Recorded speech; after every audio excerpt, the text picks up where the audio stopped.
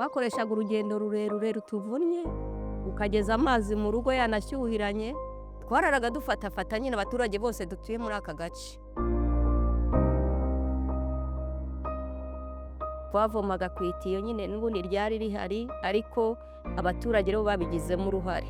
Konteri yaje kugira ibibazo nyine ntiyabigikora neza, n'itiyo rirasenyuka, tukajya tuvoma hirya iriya mu cyafuko, ahandi twavoma iriya hasi mu mibande ya kure, amazi bikatuvuna bikaturushya. Kubera ko amazi yaturukaga kure, ntago mu ngo amasuku yari ahagije, twahuraga n'indwara zitandukanye zituruka ku mwanda. Byabaga ngombwa yuko abanyeshuri bajya gushakira amazi ahandi, bagakora urugendo rurerure, bityo bigatuma bigira ingaruka mu masomo biga.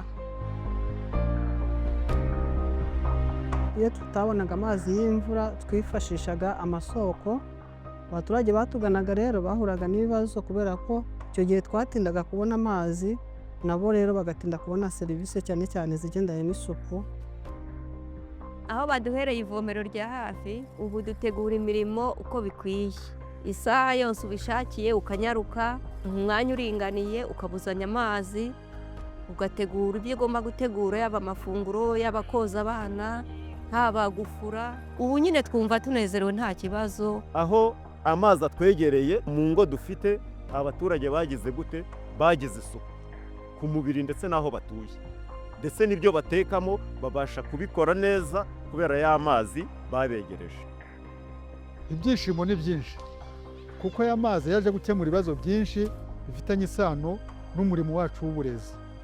Mbere y'uko aya mazi aboneka twari duhangayitse, ariko uyu munsi turatekanye, amazi arahari, abana bariga neza.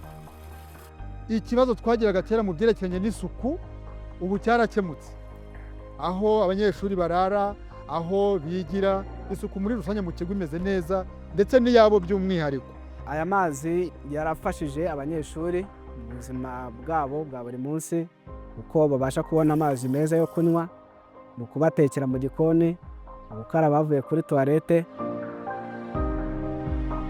Ubu hari amazi, dutaha dukoze amasuku mu ishuri ryacu, bikadufasha kwigira ahantu hameze neza hasukuye.